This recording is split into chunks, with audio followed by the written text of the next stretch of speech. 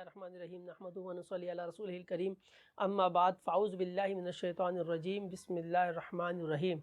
ناظرین، دربار اشرفی میں خوش آمدید کہتا ہوں۔ جیسا کہ موجودہ صورتحال فلسطین کے حوالے سے آپ کے سامنے ہے، آپ دیکھ رہے ہیں کہ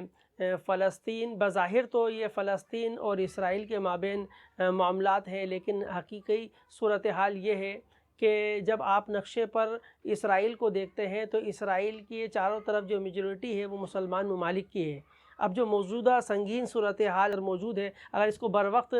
قابو نہ کیا گیا تو یہ صورتحال بہت زیادہ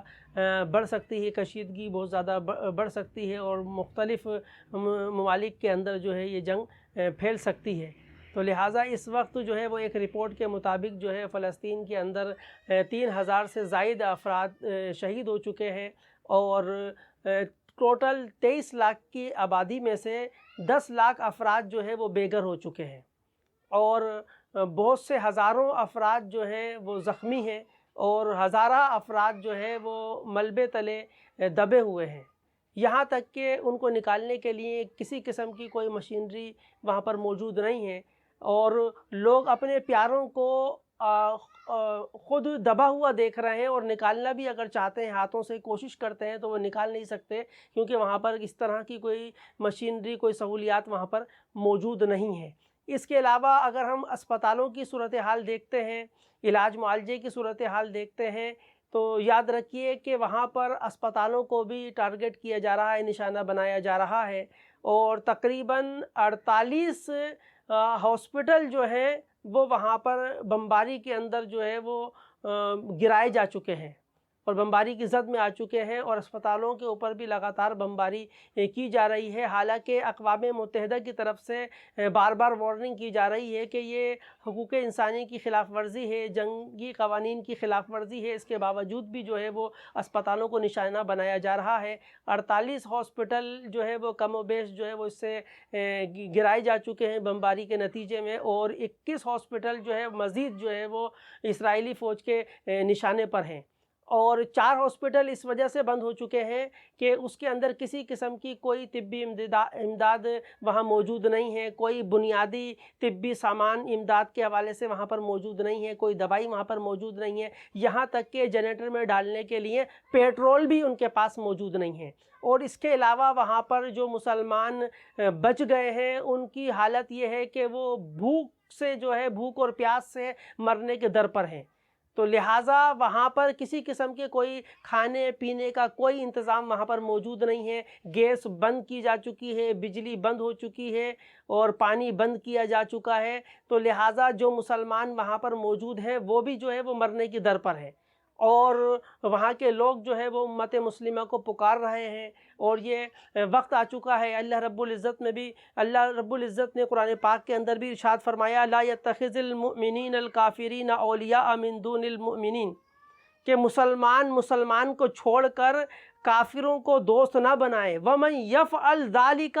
اور جو کوئی ایسا کرے گا، جس نے ایسا کیا فَلَيْسَ مِنَ اللَّهِ فِي شَيْءٍ، تو اللہ تبارک و تعالیٰ کا اس سے کوئی تعلق نہیں۔ تو لہٰذا اب یہ وقت نہیں رہ گیا ہے کہ کوئی بھی مسلمان جو ہے وہ کافروں سے دوستی نبھائے، یہودیوں سے دوستی نبھائے، بلکہ تمام مسلمانوں کو ضرورت ہے کہ سب ایک آواز ہو جائیں اور متحد ہو جائیں اور اپنے اندر اتحاد کو پیدا کریں اور اتحاد کا مظاہرہ کریں۔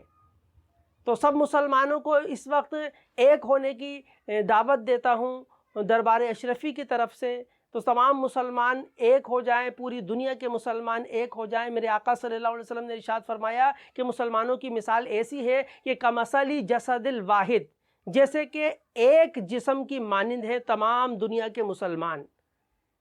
فرمایا کہ ایک جسم کی مانند ہے پوری دنیا کے مسلمان۔ فرمایا اذ استقع عضوا، کہ اگر جسم کے کسی ایک عضو کے اندر، جسم کے کسی ایک حصے کے اندر اگر کوئی چوٹ پہنچتی ہے تداعی لہ سائر الجسد، کہ پورا جسم جو ہے اس تکلیف کو محسوس کرتا ہے۔ تو آج جو آگ لگی ہے، جو تکلیف وہاں کے لوگ برداشت کر رہے ہیں، فلسطین کے اور غزہ کے لوگ، یہ صرف فلسطین اور غزہ کا مسئلہ نہیں ہے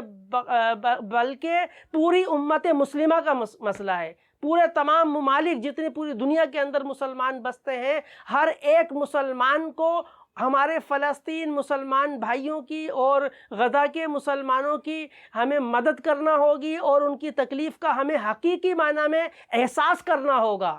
آپ جس ملک میں بھی رہتے ہیں، آپ کو دعوت دی جاتی ہے کہ آپ گھروں سے باہر نکلیں، احتجاج اور ریلی کے ذریعے سے اپنی ایکتائی کا، اپنے اتحاد کا مظاہرہ کریں۔ اب یہ وقت نہیں ہے کہ ہم مسلکوں کے اندر بٹ کر رہ جائیں۔ تمام مسالک سے بالاتر ہو کر میں تمام مسالک کے سربراہان کو دعوت دیتا ہوں کہ آپ جس مسلک سے بھی آپ کا تعلق ہے، تمام سماجی تنظیمیں، تمام دینی تنظیمیں، تمام دنیاوی تنظیمیں، سب کے سربراہان کو دعوت دیتا ہوں کہ خدا را ایک ہو جائیں۔ اگر آپ چاہتے ہیں کہ آپ اپنا اپنا جھنڈا لے کر نکل جائیں، اپنی اپنی تنظیموں کا جھنڈا لے کر نکلیں، لیکن ایک جان ہو جائیں۔ جمعۃ المبارک کے بعد جو ہے آپ نماز کے بعد سب کے سب باہر نکل آئیں، تاکہ پوری دنیا کو ایک میسج جائے کہ ہم تمام مسلمان جو ہیں اس بات پر، اس پلیٹ فارم پر کلمے کی بنیاد پر ہم ایک ہیں، کلمے کی بنیاد پر ہم ایک ہیں۔ اسلام زندہ باد، پاکستان زندہ باد۔